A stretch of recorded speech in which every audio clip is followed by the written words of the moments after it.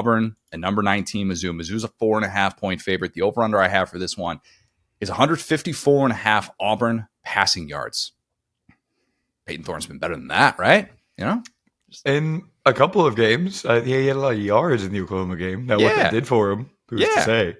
And maybe last year that would have felt like a realistic over-under, but this year it's more so to point out that Mizzou is allowing just 154.5 passing yards per game this season. That's 7th in the country. Really good. Pretty darn good there, even after they lost a lot of pieces in that secondary. And we spent an entire offseason talking about how difficult that is for Corey Batoon to replace those specific pieces. And when you have a group that you know is going to be tested a lot, that was a massive, massive question mark. So that's good. The last time they faced an SEC offense, it wasn't as good. And we perhaps wondered if that was a little bit of fool's gold for what they did early in the season. Connor Wigman felt like he kind of got whatever he wanted in that game, and then they could just lean on the ground game in the second half of that one. But here's the good news for Auburn and the passing attack that it will bring into Mizzou. Keandre Lambert-Smith has been everything you could have hoped for as a post-spring transfer. Everything you could have hoped for and more. He's probably been one of the best transfer additions in the SEC as a whole. He was added to be a guy that could just simply make plays against SEC secondaries. A little bit interchangeable. You're going to need him to do a lot of different things because of how young that group is. But just have an adult in the room that can go out and make plays for you. In 3 games against SEC competition, the only SEC receiver with more receiving yards in conference play, you know it, it's Trey Harris. That's it. So Keandre Lambert-Smith, he has been fantastic.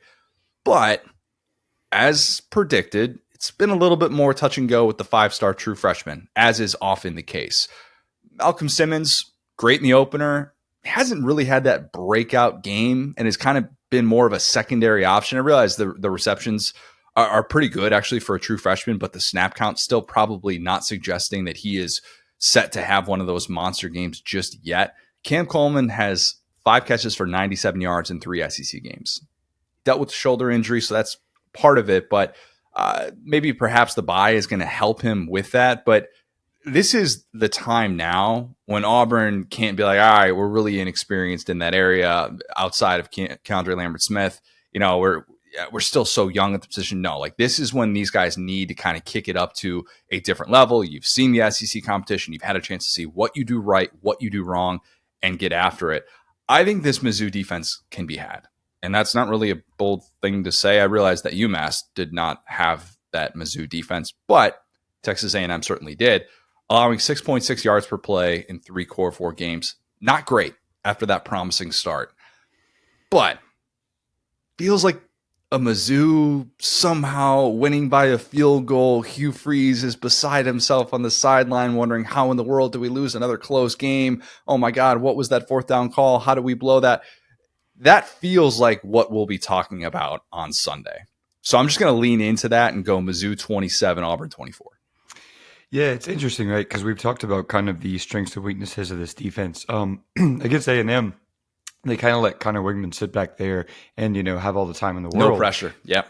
Right. And so that's kind of the other side of it, you know, and then not to just take the LSU spin on this, but when you lose Blake Baker and Kevin Peoples, who now LSU is 4th in the nation in sacks, and you bring in Batoon, who maybe Drink has a little bit of a, oh, well, you know, my ex shortened me, I'm going to go ahead and do the opposite, right? Because now he has a guy who is not Dr. Blitz. He's not Mr. Send Pressure. He's Mr. Hang Back. So if you have a team that can hang back into coverage, and that's their scheme, you know, like they only got 1 sack against A&M, and they didn't really make those adjustments. Now, that being said, against Auburn, I think they got to change that game plan just because Peyton Thorne is a guy who we've seen, hey, say what you will about him, but he is a veteran. He has experience, right? So if you give him lots of time to pick apart your defense, he's proven even against Oklahoma. Like I said, he did have lots of yards, right? And he made some bad decisions, of course, because he's Peyton Thorne. But I would say that when Peyton Thorne has truly struggled, it has been when he's under pressure, when he's had to, you know, move around in the pocket.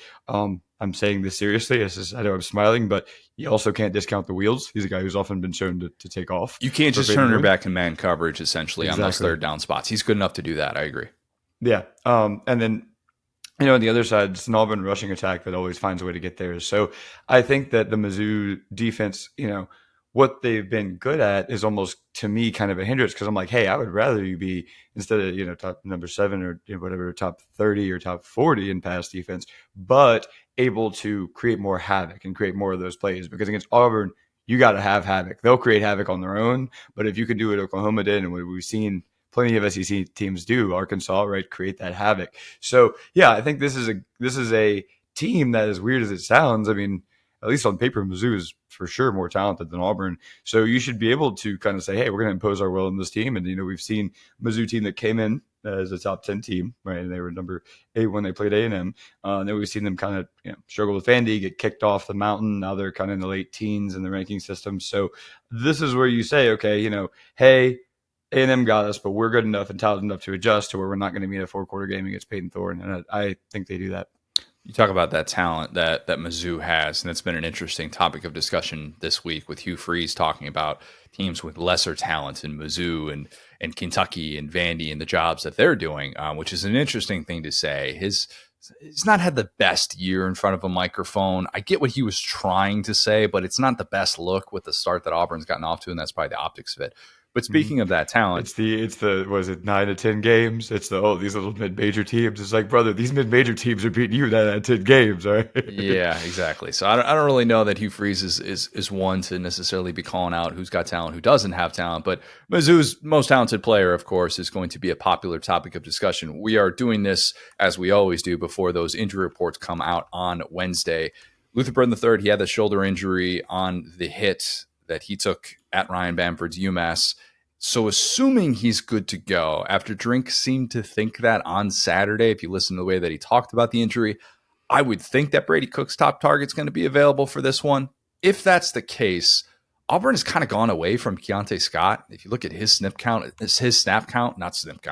has kind of been dwindling. We could see, and I would hope that DJ Durkin's not going to think this is a winning solution, but there's a world in which we're going to see a true freshman trying to cover Luther Burden in the slot, where he's been actually more exclusively lining up than last year. Only 24 snaps for Luther Burden lined up out wide compared to 203 in the slot this year. I thought that difference was going to be way, way less. And I am surprised that that's been the plan with Kirby Moore.